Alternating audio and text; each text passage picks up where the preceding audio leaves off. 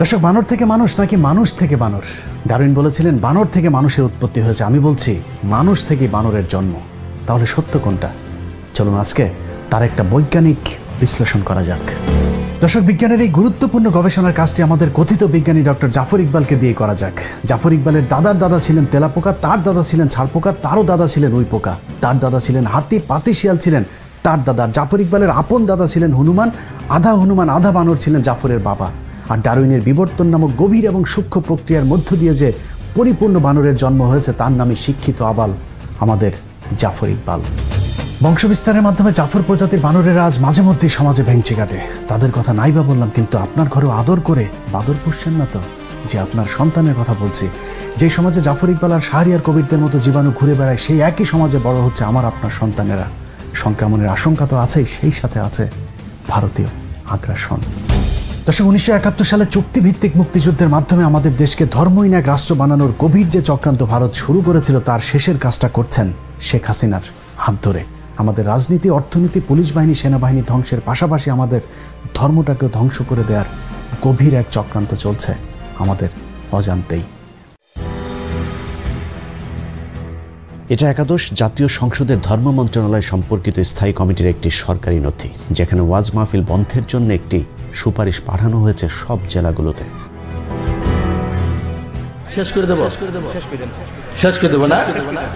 সব জেলাতে সুপারিশ পালিত না হলেও যেসব জেলাতে উগ্রপন্থী ভারতীয় দালালেরা প্রশাসনে আছেন, সেখানে ঠিকই বাস্তবায়িত হয়েছে।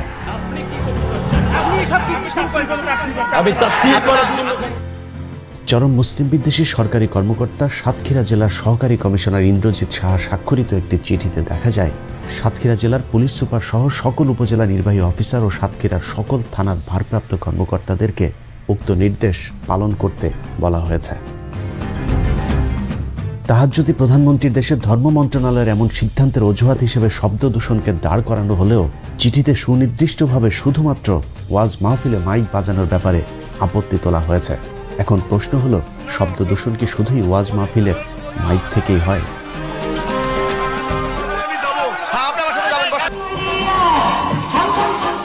15 আগস্টে বিশিষ্ট মুক্তিযোদ্ধা ও সেনাবাহিনীর সম্মিলিত বিদ্রোহে নিহত শেখ মুজিবের পরিবারের সদস্যদের জন্য দোয়া ও মোনাজাত চলছে। যাই হোক, আওয়ামী লীগের ধর্ম আলাদা, তাদের নবীও আলাদা। যৌক্তিক কারণে তাদের মোনাজাতের ধরন আলাদা হবে, সেটাই স্বাভাবিক। কিন্তু সমস্যা হলো, এখানেও তো উচ্চ শব্দে মাইক বাজানো হয়েছে, সেটা নিয়ে তো কোনো সমস্যা হয়নি।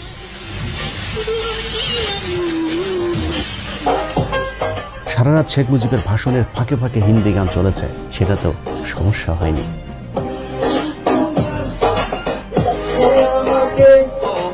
সমস্যা হয়নি বাংলাদেশের ভেতরে ভারতীয় জাতীয় সঙ্গীত বাজানোতেও। যত সমস্যা বেঁধেছে শীতের কয়টা দিন আল্লাহর কোরআনের মাহফিলকে কেন্দ্র করে।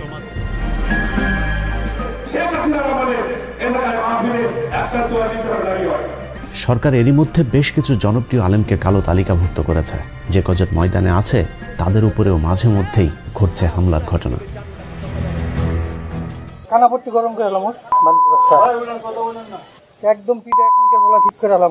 মাঠে ময়দানে কোরআনের আলোচনার পাশাপাশি মসজিদগুলোতেও হামলা শুরু করেছে নব্য ভারতীয় রাজাকার আওয়ামী সন্ত্রাসীরা।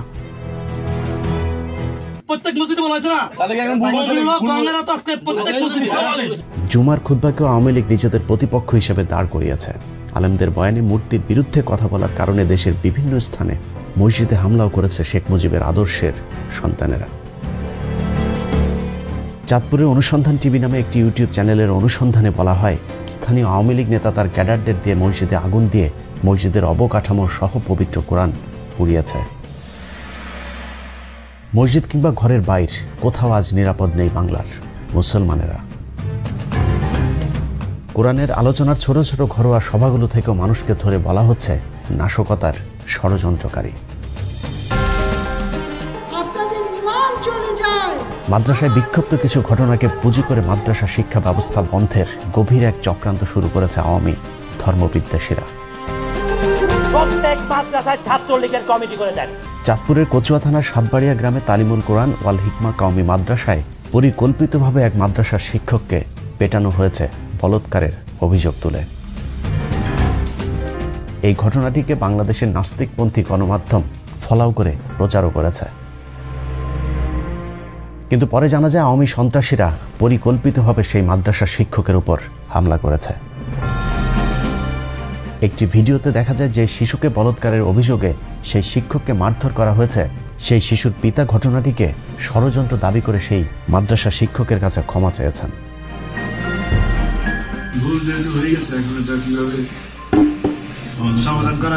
এসব সাজানো নাটককে গণমাধ্যম ফলাও করে প্রচার করলেও ঘটনার ভেতরের ঘটনা যখন ফাঁস হয় তখন গণমাধ্যম চুপ থাকে।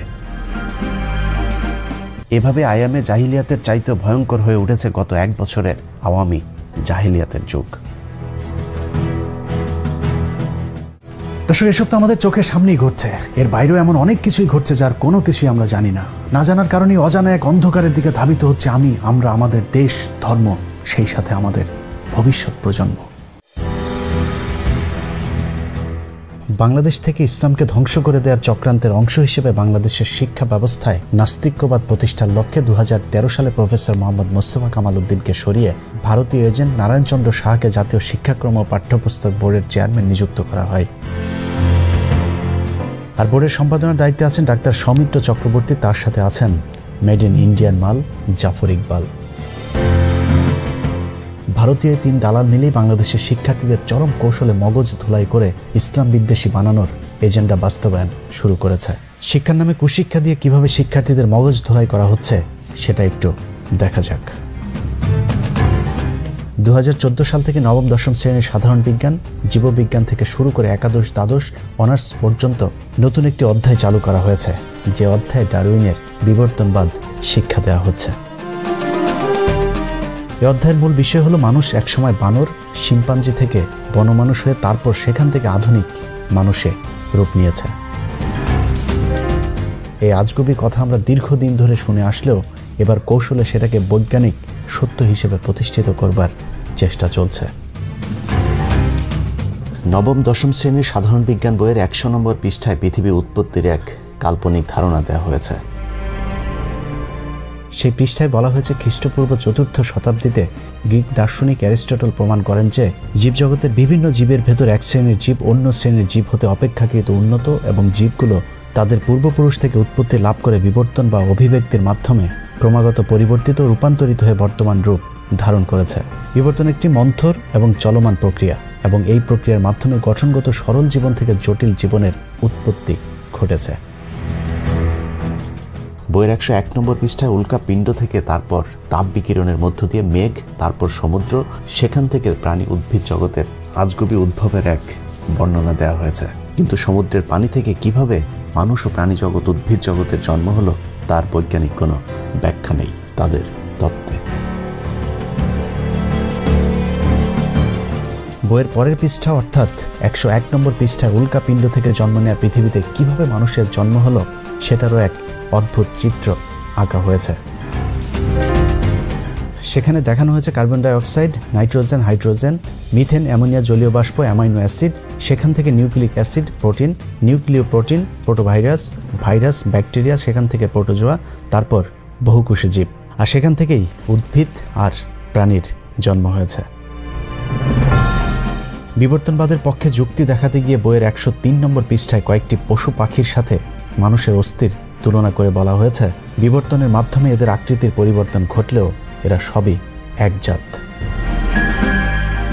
কথিত বিবর্তনবাদের মাধ্যমে যে বিষয়টি শিক্ষার্থীদের শেখানোর চেষ্টা করা হচ্ছে তা হলো বানর কিংবা শিম্পাঞ্জি থেকে মানুষের জন্ম হয়েছে। প্রসঙ্গতই শিক্ষার্থীদের মনে প্রশ্ন আসতে পারে, তাহলে বানর বা শিম্পাঞ্জির মতো মানুষের লেজ কেন নেই? সে বিষয়টি পরিষ্কার করতে বইয়ের 104 নম্বর পৃষ্ঠায় একটি চিত্র এঁকে বোঝানো হয়েছে বাহ্যিকভাবে মানুষের লেজ না থাকলেও মেরুদণ্ডের শেষ প্রান্তে কক্সিক্স নামক একটি অঙ্গ বা লেজ আছে। জাফর ইকবাল, শাহরিয়ার কবির, মুনতাসির মামুনদের প্যান্ট খুলে চেক করলে হয়তো সেটার অংশবিশেষ পেলে পাওয়াও যেতে পারে। কোমলমতি শিক্ষার্থীদের কত বড় ডাহা মিথ্যা শিক্ষা দেওয়া হচ্ছে তার প্রমাণ বইয়ের 112 নম্বর পৃষ্ঠায়, যেখানে বলা হয়েছে পৃথিবীর সকল বিজ্ঞানীদের নিয়ে নাকি একটি জরিপ করা হয়েছিল। সেই জরিপে বিজ্ঞানীদের প্রশ্ন করা হয়েছিল পৃথিবীর এই পর্যন্ত যত বৈজ্ঞানিক তত্ত্ব বের হয়েছে তার মধ্যে সর্বশ্রেষ্ঠ তত্ত্ব কোনটি। সব বিজ্ঞানী নাকি বলেছেন সর্বশ্রেষ্ঠ তত্ত্ব ডারউইনের বিবর্তন তত্ত্ব। একই ভৌতিক দাবি কথিত বিজ্ঞান মনস্ক লেখক জাফর ইকবাল নিজেও প্রচার করে চলেছেন। পৃথিবীর সমস্ত সায়েন্টিস্ট মিলে ঠিক করেছেন যে ডারউইনের বিবর্তনের যে থিওরি সেটা হচ্ছে পৃথিবীর সবচেয়ে গুরুত্বপূর্ণ সায়েন্টিফিক থিওরি। জাফর ইকবালের এই তথ্য কত বড় ধোঁকাবাজি তার প্রমাণ নিউ ইয়র্ক টাইমসের 2016 সালের 21শে ফেব্রুয়ারি পত্রিকার একটি প্রতিবেদন, যেখানে 514 জন বিজ্ঞানী ডারউইনের বিবর্তন মতবাদের বিরুদ্ধে একটি পিটিশনে স্বাক্ষর করবার খবর ছাপা হয়েছে। পিটিশনে স্বাক্ষর করা বিজ্ঞানীদের মধ্যে 76 জন রসায়ন ও 63 জন পদার্থবিজ্ঞানী রয়েছেন, যারা MIT, Cambridge university, Berkeley university, Pennsylvania university, the university of Georgia, Ohio university, the university of ওয়াশিংটনের মতো পৃথিবীর শীর্ষস্থানীয় বিশ্ববিদ্যালয়ের গবেষক। একাদশ দ্বাদশ শ্রেণী জীববিজ্ঞান বইয়ের সবচেয়ে ডাহা মিথ্যা তথ্যটি 278 নম্বর পৃষ্ঠায়, যেখানে বলা হয়েছে বিবর্তন যে শুধু প্রাকৃতির কোলেই ঘটে তা নয়, গবেষণাগারে পরীক্ষামূলকভাবে নাকি বিবর্তন ঘটানো সম্ভব হয়েছে, আর এটিকেই তারা বলছে বিবর্তনের বাস্তবতার প্রমাণ। বিবর্তনের বিপক্ষে এখন পর্যন্ত কোনো বৈজ্ঞানিক প্রমাণ খুঁজে পাওয়া যায়নি। জীবজগৎ সম্পর্কে আমাদের জ্ঞান যতই সমৃদ্ধ হচ্ছে, বিবর্তনকে অস্বীকার করা ততই অসম্ভব নাকি হয়ে পড়ছে। অথচ বাংলাদেশের পাঠ্যপুস্তকের দাবি অনুযায়ী পৃথিবীর কোনো বিজ্ঞানী আজ পর্যন্ত তাদের গবেষণাগারে বানর থেকে মানুষ রূপান্তর তো দূরের কথা, বানর থেকে একটি ক্ষুদ্র পিঁপড়াও তৈরি করে দেখাতে পারেনি। তবে বিজ্ঞানীরা মাইক্রো এভলিউশন প্রমাণ করতে পেরেছেন, যেমন ছোট গরুর জাত থেকে বড় গরুর জাতে রূপান্তর কিংবা বড় আম গাছকে ছোট গাছে রূপান্তর। কিন্তু ছোট গরু থেকে বড় ছাগল কিংবা বড় ছাগল থেকে বড় ঘোড়া রূপান্তরের চিন্তাও এখন পর্যন্ত বিজ্ঞানীরা করতে পারেনি। অথচ বাংলাদেশের কথিত বিজ্ঞানী ডক্টর জাফর ইকবালরা সেই মাইক্রো এভলিউশন বা বিবর্তনকে ম্যাক্রো এভলিউশন হিসাবে পাঠ্য বইয়ে শিক্ষার্থীদের পড়াচ্ছে। এত কিছুর পরেও যদি কিন্তু সম্ভবত হতেও পারে ধারণা করা হয়, এরকম হাস্যকর অনেক কৌতুকে ভরপুর বর্তমান মাধ্যমিক, উচ্চ মাধ্যমিকের বিজ্ঞান শিক্ষার বইগুলো, যা বিজ্ঞানের সাথে পুরোপুরি সাংঘর্ষিক। নবম দশম শ্রেণীর জীববিজ্ঞান বইয়ের দ্বাদশ অধ্যায়ে জীবের বংশগতি ও বিবর্তন বোঝাতে গিয়ে শিম্পাঞ্জি, ওরাংওটাং ও ম্যাকক বানরের সাথে মানুষের মাথার খুলির একটি চিত্র আঁকা হয়েছে, যেখানে শিক্ষার্থীদের পড়ানো হচ্ছে জীবজগতের মধ্যে বিভিন্ন শ্রেণী বর্তমান এবং তারা তাদের পূর্বপুরুষ থেকে উদ্ভূত হয়ে বিবর্তন বা ক্রমবিকাশের মাধ্যমে ক্রমাগত পরিবর্তিত রূপান্তরিত হয়ে বর্তমান রূপ ধারণ করেছে। তার মানে কুকুর বানরের মতো মানুষও কোনো একটা প্রাণী থেকে জন্ম নিয়ে আজকের এই রূপ ধারণ করেছে। জীববিজ্ঞান বইয়ের 272 নম্বর পৃষ্ঠায় একটি চিত্র এঁকে দেখানোর চেষ্টা করা হয়েছে কিভাবে হাঁস, পাখি, মাছ, গাছের মতো একইভাবে ব্যাকটেরিয়া থেকে মানুষের উৎপত্তি হয়েছে।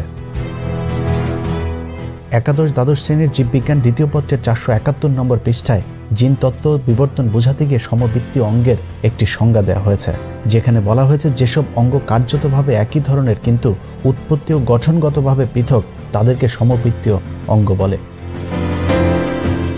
যেমন পতঙ্গ, পাখি ও বাদুড়ের ডানা, মৌমাছি ও কাঁকড়া বিছার হাল, মাছের পাখনা ও তিমি মাছের ফ্লিপার, অক্টোপাসের চোখ ও মানুষের চোখ ইত্যাদি।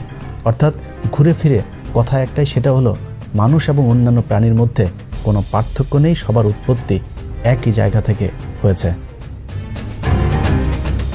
একই পৃষ্ঠায় বলা হয়েছে মানুষের দেহে 100টি নিষ্ক্রিয় অঙ্গ আছে, যেগুলো নাকি মানুষের পূর্বপুরুষদের ক্ষেত্রে সক্রিয় ছিল, এখন তা নিষ্ক্রিয় এবং বিবর্তনের সাথে সাথে কোনো এক সময় সেগুলো বিলুপ্ত হতেও পারে।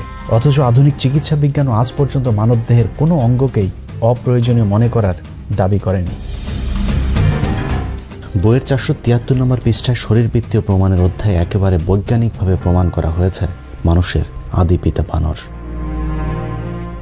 নারায়ণচন্দ্র আর জাফর ইকবালেরা তাদের বইতে লিখেছেন, বানর, নরবানর ও মানুষের শরীরে ট্রিপসিন পরীক্ষা করলে দেখা যায় এদের রাসায়নিক উপাদান ও কর্মপদ্ধতি একই রকম।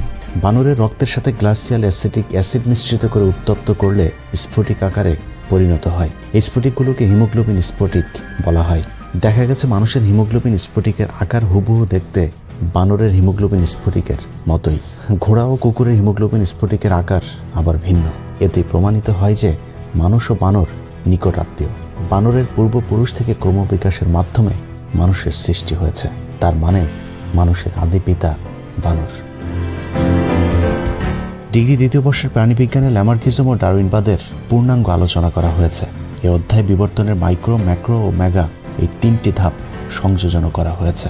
এই অধ্যায়ে গ্রেগরির মানুষ উদ্ভাবনের তত্ত্বটি আলোচনা করা হয়েছে, যেখানে বলা হয়েছে মানুষ যে বংশ থেকে উৎপন্ন হয়েছে তা সম্ভবত ছিল বড় মস্তিষ্ক বিশিষ্ট অ্যানথ্রোপয়েড বা নরবানর।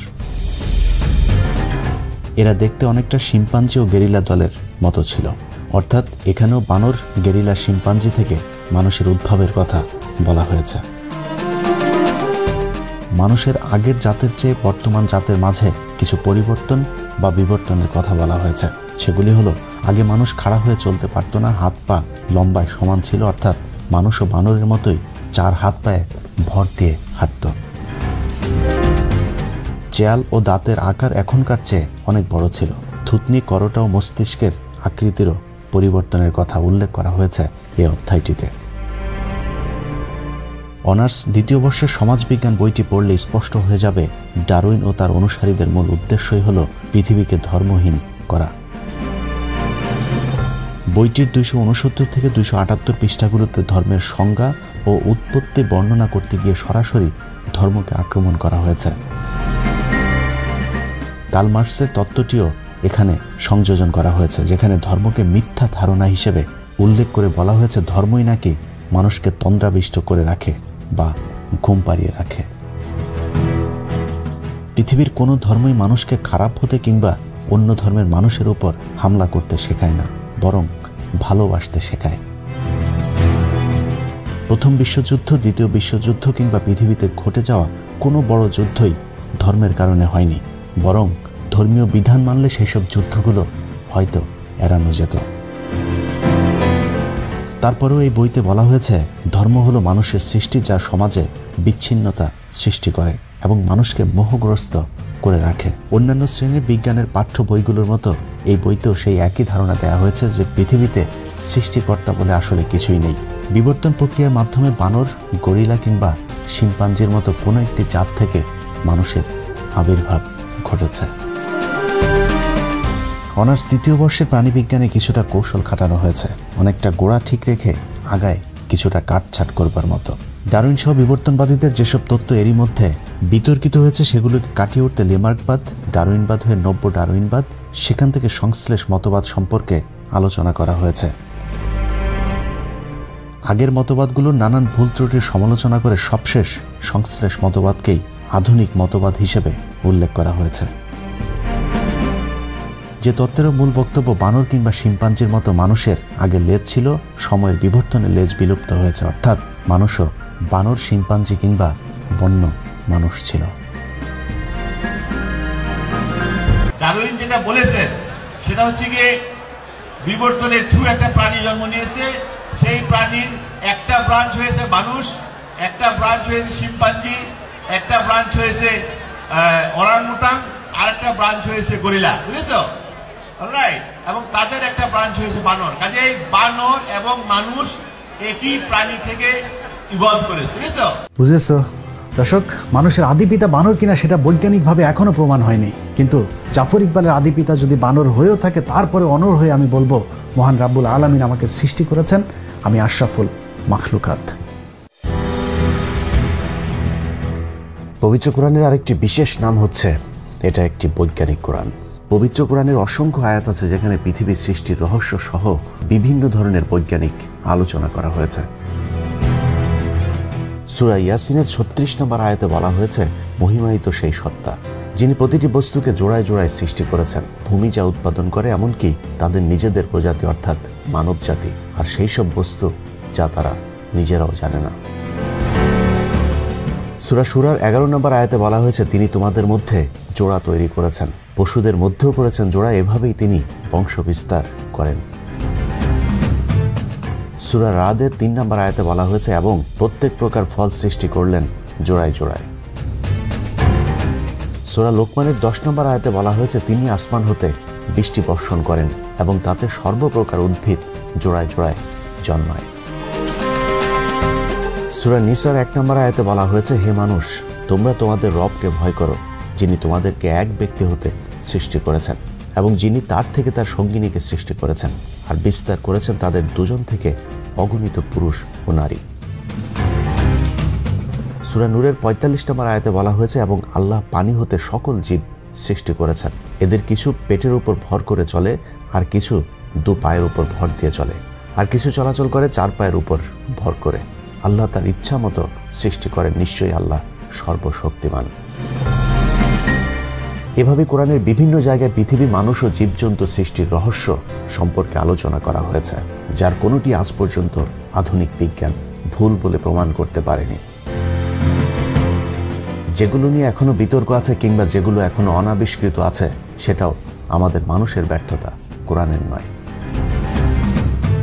একজন মুসলমান হিসাবে বিজ্ঞানের কোনো আবিষ্কার যদি কোরআনের বিরুদ্ধেও যায়, তাহলেও মনে রাখতে হবে, ভুল যদি করে থাকে বিজ্ঞান করছে, কোরআন নয়। কারণ বিজ্ঞানের এমন অনেক আবিষ্কারই আছে যেটা কালের বিবর্তনে মিথ্যা বলে প্রমাণিত হয়েছে, কিন্তু ১৪,০০০ বছর আগের কোরআনের একটি শব্দ আজ পর্যন্ত ভুল বলে প্রমাণ হয়নি।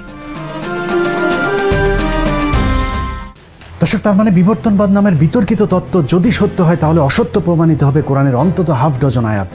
কিন্তু ১৫০০ বছর আগে লেখা অবৈজ্ঞানিক এক বই কোরআন দিয়ে কি ২০২১ সালের পৃথিবী চলবে? তাই চলুন কোরআন বাদ দিয়ে বিজ্ঞান নিয়ে আলোচনা করে দেখি আমাদের আধুনিক ছেলে মেয়েদেরকে অত্যাধুনিক বিজ্ঞানী জাফর ইকবালেরা বিজ্ঞান শেখানোর নামে কিভাবে অজ্ঞান করছে।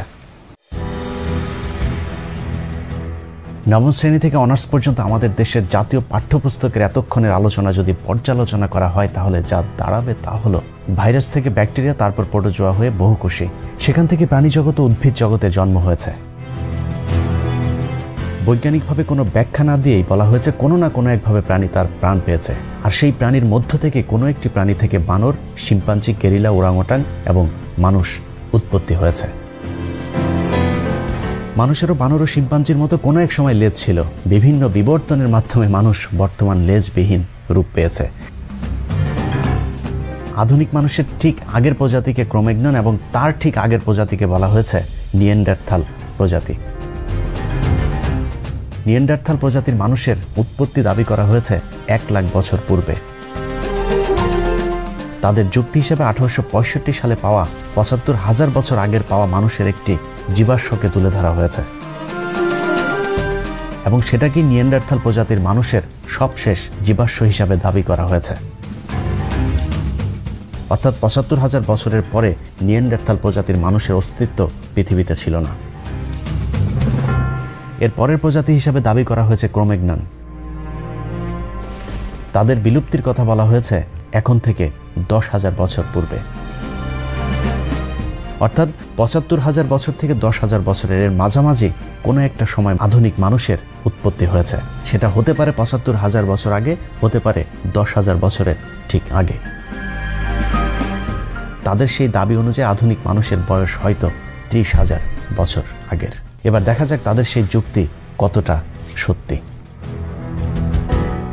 ২০১৮ সালের জানুয়ারি ২৬ তারিখে ইউএস জার্নালের এক প্রবন্ধে ১,৭৪,০০০ থেকে ১,৮৮,০০০ বছরের পুরাতন মানুষের একটি জীবাশ্ম আবিষ্কারের কথা বলা হয়েছে।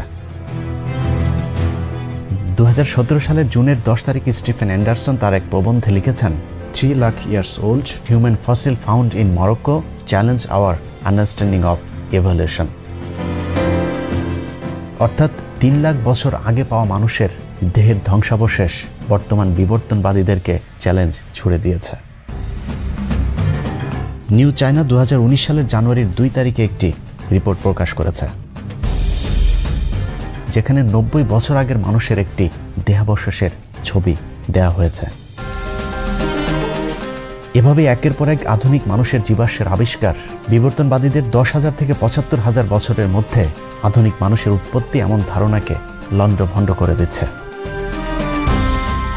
এর বাইরেও ডারউইনবাদীরা বিবর্তনের যে কটি মূল যুক্তি দাঁড় করিয়েছে, তার সবকটি বৈজ্ঞানিকভাবে মিথ্যা প্রমাণিত হয়েছে। বিবর্তনবাদীদের সবচেয়ে প্রধান দাবিটির মূল উপড়ে দিয়েছেন কেভিন অ্যান্ডারসন। বিখ্যাত এই জীববিজ্ঞানী তার প্রবন্ধে লিখেছেন, জীবন আসে জীবন থেকে, এটা জীববিজ্ঞানের প্রধান মৌলিক নিয়ম। কিন্তু বিবর্তনবাদ সেই মৌলিক নিয়মকেই লঙ্ঘন করেছে। নিষ্প্রাণ বস্তু থেকে কখনোই প্রাণ আসে না। যেহেতু প্রথম প্রাণীর দেহে কিভাবে প্রাণ এসেছিল সেটা বিবর্তনবাদীরা এখনো প্রমাণ করতে পারেনি, সেহেতু তাদের এই ধারণাটি বিভ্রান্তিকর। কেভিন অ্যান্ডারসন চ্যালেঞ্জ ছুড়ে বলেছেন, আমি পৃথিবীর সকল বিজ্ঞানীদেরকে প্রাণী দেহের সকল অণু যেমন শর্করা, অ্যামাইনো অ্যাসিড, লিপিড এ সব কিছু দিয়ে বলবো তারা যেন গবেষণায় একটি প্রাণ তৈরি করে দেখান। এখন পর্যন্ত সমসাময়িক জেনেটিক্স, কোষ জীববিজ্ঞান, ইপিজেনেটিক, আণবিক জীববিজ্ঞান ও জৈব রসায়নবিদদের গবেষণায় লাখ লাখ ডলার খরচ করে প্রাণের উৎপত্তির যে গবেষণা চালানো হচ্ছে তার ফলাফল এখনো শূন্য।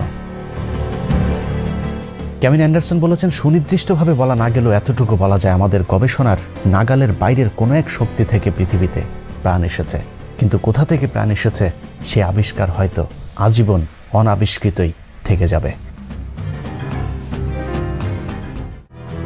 টাইমস ম্যাগাজিনের এক জরিপে দেখা গেছে মার্কিন যুক্তরাষ্ট্রের 30,000-এরও কিছু বেশি সংখ্যক কলেজ শাখার বিজ্ঞান শিক্ষক ডারউইনের এই মতবাদকে বিশ্বাস করেন না। হার্ভার্ড বিশ্ববিদ্যালয়ের গবেষণায় অংশ নিয়ে যুক্তরাষ্ট্রের 1 লাখ শিক্ষক বলেছেন, বাইবেলের ইন্টেলিজেন্ট ডিজাইন তত্ত্ব ডারউইনের বিবর্তন তত্ত্বের গুরুতর বৈজ্ঞানিক বিকল্প। 5,70,000 মার্কিন চিকিৎসক দাবি করেছে কোনো এক ঐশ্বরিক শক্তির অলৌকিক সৃষ্টি মানুষ। দেশটির 60% চিকিৎসক ডারউইনের মতবাদকে সরাসরি প্রত্যাখ্যান করেছেন। 1997 সালে নিউ ইয়র্ক টাইমসের এক সংবাদে বলা হয়েছিল, পৃথিবীর 2.5 মিলিয়ন বিজ্ঞানী ও প্রকৌশলী সৃষ্টিকর্তায় বিশ্বাস করেন, যা ছিল পৃথিবীর ওই সময়ের মোট বিজ্ঞানী ও প্রকৌশলীর 40%। 2017 সালে এই সংখ্যা দাঁড়ায় 6.2 মিলিয়ন। তারা মনে করেন সৃষ্টিকর্তার অস্তিত্ব ও ডারউইনের মতবাদ একসাথে চলতে পারে না, অর্থাৎ সৃষ্টিকর্তায় বিশ্বাসী বিজ্ঞানীদের সংখ্যা দিনকে দিন বেড়েই চলেছে। ডারউইনের আগেও পরে অনেক বিজ্ঞানী যাদেরকে পদার্থবিজ্ঞানের জনক বলা হয় তাদের বেশিরভাগই স্রষ্টায় বিশ্বাস করেন এবং তারা প্রাকৃতিকভাবে মানুষের উৎপত্তির এই তত্ত্ব অস্বীকার করেছেন, যাদের মধ্যে উল্লেখযোগ্য Copernicus, Bacon, Kepler, Galileo, Harvey, Boyle, Huygens, Newton, Linnaeus, Cuvier, Dalton, Faraday, Pasteur, Joule, Kelvin, Lister and Carver. অক্সফোর্ডের জেনেটিক্স ডিপার্টমেন্টাল অব পলিশ একাডেমির বিজ্ঞানী ম্যাসিস গ্যারটিক বলেছেন, মার্ক্সবাদী ক্যাথলিক দার্শনিকেরা ডারউইনবাদকে রক্ষা করার মিশনে নেমেছে। প্ল্যান্ট জেনেটিস্ট জন স্যানফোর্ড বলেছেন, ডারউইনের বিবর্তনবাদ কোনো বিজ্ঞান নয়, এটা একটা রাজনৈতিক দর্শন। অতি সম্প্রতি অক্সফোর্ডের জীববিজ্ঞানের অধ্যাপক ডক্টর ড্যানিশ নোবেল কাটছাঁট করা নব্য ডারউইনবাদকেও অস্বীকার করেছেন। যুক্তরাষ্ট্রের ডালাসে দ্য ইনস্টিটিউট ফর ক্রিয়েশন রিসার্চের বিজ্ঞানীরা ডারউইনবাদের মতবাদকে নাস্তিক তৈরির তত্ত্ব হিসাবে আখ্যা দিয়েছেন। তাদের মতো এটি একটি রাজনৈতিক মতবাদ যা মানুষকে ধর্মহীন করে যৌনতা, সমকামিতা সহ নানা অপরাধের দিকে ধাবিত করছে। ধর্মের নানান ভালো বিধিনিষেধ আছে, কিন্তু নাস্তিকবাদের মধ্যে সমাজকে ভালো কিছুই দেয়ার নেই। কিন্তু বর্তমান পৃথিবীতে বৈজ্ঞানিকভাবে এগিয়ে থাকা প্রতিটি দেশ ডারউইনের মিথ্যাই বিবর্তনবাদকে তাদের পাঠ্য তালিকা থেকে বাদ দিয়ে দিয়েছে। খোদ মার্কিন যুক্তরাষ্ট্রের ফ্লোরিডা, ইলিয়ন, কানেকটিক, মিসিসিপি, ওকাহামা এই 5টি অঙ্গরাজ্যে বিবর্তনবাদকে 2004 সাল থেকে তাদের পাঠ্য বইয়ে নিষিদ্ধ করেছে। আরও 3টি অঙ্গরাজ্যে বিবর্তনবাদের বিরুদ্ধে মামলা আদালতে চলমান। বর্তমান পৃথিবীকে জ্ঞান বিজ্ঞানে নেতৃত্ব দেয় ইহুদিদের দেশ ইসরায়েলে বিবর্তনবাদ সংশোধন করা হয়েছে। বিজ্ঞানে এগিয়ে যাওয়া আরেক দেশ তুরস্কে বিবর্তনবাদ পড়ানো একেবারে নিষিদ্ধ। প্রেসিডেন্ট এরদোয়ান বলেছেন, এসব মিথ্যা তত্ত্ব শিক্ষা দেওয়ার পরিবর্তে আমাদের শিশুদের প্রয়োজনীয় বিজ্ঞান শিক্ষা দেওয়া উচিত। দক্ষিণ কোরিয়া সেদেশে বিবর্তনবাদ সিদ্ধান্তের চূড়ান্ত অনুমোদন উপস্থাপন করেছেন। রোমানিয়া 2006 সাল থেকে রাষ্ট্রীয়ভাবে সেদেশে বিবর্তনবাদ পড়ানো নিষিদ্ধ ঘোষণা করেছে। এছাড়াও সৌদি আরবেও বিবর্তনবাদ শিক্ষা দেয়া নিষিদ্ধ। নারায়ণচন্দ্র সাহা, জাফর ইকবালদের আদি পিতার দেশ ভারতে বিবর্তনবাদ শিক্ষা বাতিলের দাবি করেছে সেদেশের বর্তমান জুনিয়র শিক্ষামন্ত্রী সত্যপাল। এনডিটিভির বরাত দিয়ে সমকাল পত্রিকা 2018 সালের 22 জানুয়ারি একটি খবর ছেপেছে। সেই খবরে প্রকৃতি বিজ্ঞানী চার্লস রবার্ট ডারউইনের বিবর্তনবাদ তত্ত্ব বৈজ্ঞানিকভাবে ভুল দাবি করেছেন সত্যপাল সিং। তাই স্কুল কলেজের টেক্সট বুক থেকে সেই সূত্রটি সরানো প্রয়োজন বলে মন্তব্য করেছেন এই প্রভাবশালী মন্ত্রী।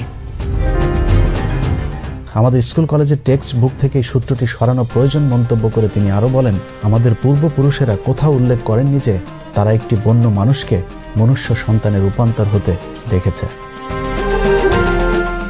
দর্শক, বিজ্ঞানের নামে মিথ্যা তথ্য দিয়ে যে অসত্য তথ্য আমাদের শিশুদেরকে শেখানো হচ্ছে, তাদের দেখানো পথে যদি ভবিষ্যৎ প্রজন্ম চলতে থাকে তাহলে বলতেই হয় আগামী 10 বছরের মধ্যে এদেশের ধর্মের প্রতি বিশ্বাস করা মানুষ খুঁজে পাওয়া অবিশ্বাস্য হয়ে যাবে। প্রিয় দর্শক, এসব থেকে বাঁচার জন্য আমাদের সকলের সম্মিলিত প্রচেষ্টা প্রয়োজন। আমি আমার জায়গা থেকে বিবর্তনবাদের মাধ্যমে কিভাবে মানুষকে নাস্তিকতার দিকে ঠেলে দেওয়া হচ্ছে সেটা বোঝানোর চেষ্টা করেছে। কতটুকু পারলাম জানি না, যদি পেরেও থাকি তারপরেও আমার মতো ক্ষুদ্র একজন মানুষের 15 মিনিটের বৈজ্ঞানিক অনুসন্ধান এদেশের পাঠ্যপুস্তক থেকে বিবর্তনবাদের পরিবর্তন করতে পারবে না। তারপরেও কেন কথা বলি জানেন? হাজার দুঃস্বপ্নের মাঝে স্বপ্ন দেখিয়ে দেশের অচেতন মানুষগুলো একটু যদি সচেতন হয়। আর শেখ হাসিনা শুধুমাত্র ক্ষমতায় থাকবার জন্য এদেশের কোটি কোটি মানুষের আবেগকে পুঁজি করে আপনি ইসলাম ধর্মের যে ক্ষতি করলেন, এপারে না হলেও দেখা হবে ওপারে। অপেক্ষায় রইলাম তোর শেষ বিচারে। আল্লাহ হাফেজ।